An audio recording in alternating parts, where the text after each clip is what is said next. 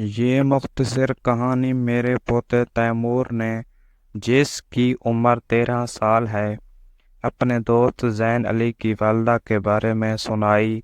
زین علی کی والدہ نصرت be be اپنے بیٹے کی طرح تیمور کو بھی بہت چاہتی اور پسند کرتی ہے۔ وہ نہایت پاک باز، خوبصورت، نیک دل اور نفیس خاتون ہیں۔ جب نصرت بی بی کو بتایا گیا کہ وہ امید سے ہیں تو اس کے میاں اور سب گھر والوں کو بے انتہا خوشی ہوئی۔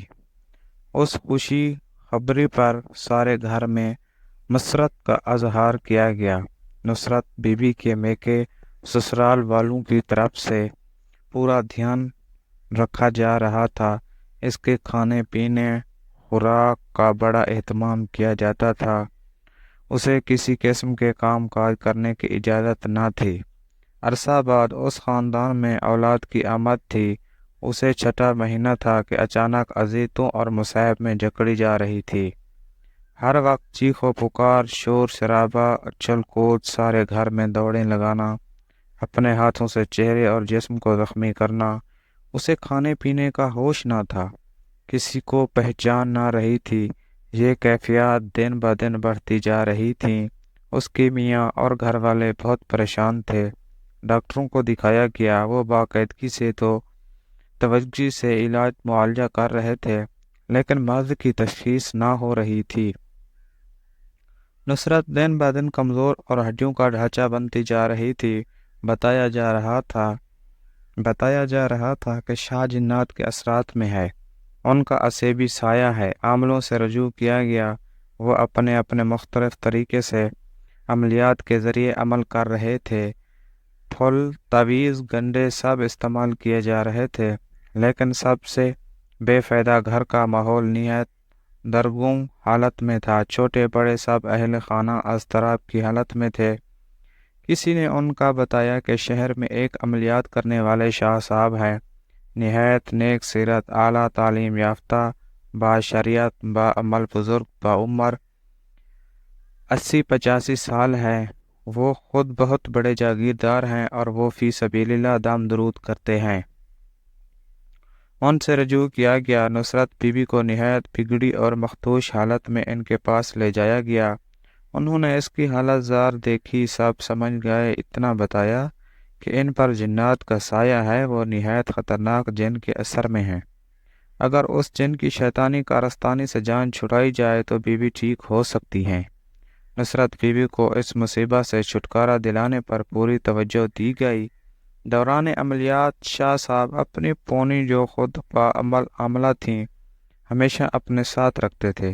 چونکہ وہ ضعیف العمر تھے، جسمانی لحاظ سے لاغر تھے، دوران عملیات مریض ایسی حرکات کرتے ہیں کہ کسی کے قابو میں نہیں آتے۔ ان کی پوتی اس سلسلے میں ان کی مددگار تھی۔ دوسرا، شاہ صاحب کسی غیر محرم کو ہاتھ لگانا نامناسب سمجھتے تھے۔ شاہ صاحب نے سب کو سوائے اپنی پوتی کے باہر نکال دیا۔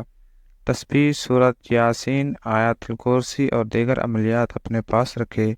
زور زور سے نہایت پر درد آواز میں پڑھنے لگے۔ نصرت نے شور مچانا شروع کیا۔ وہ بار بار شاہ صاحب پر حملہ کر رہی تھیں، 1-2 دفعہ انہیں زخمی کر دیا۔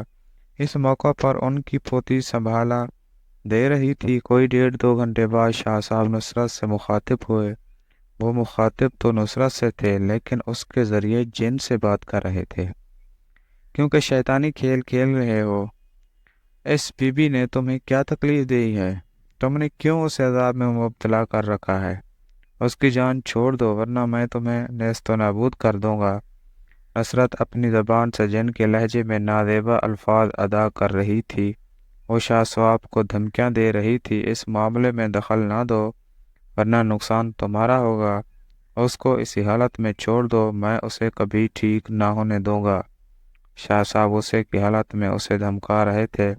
لوہے کی لمبی سلاخ لے کر اسے بتایا کہ اس کے جسم اور روح کو پاش پاش کر دیں گے۔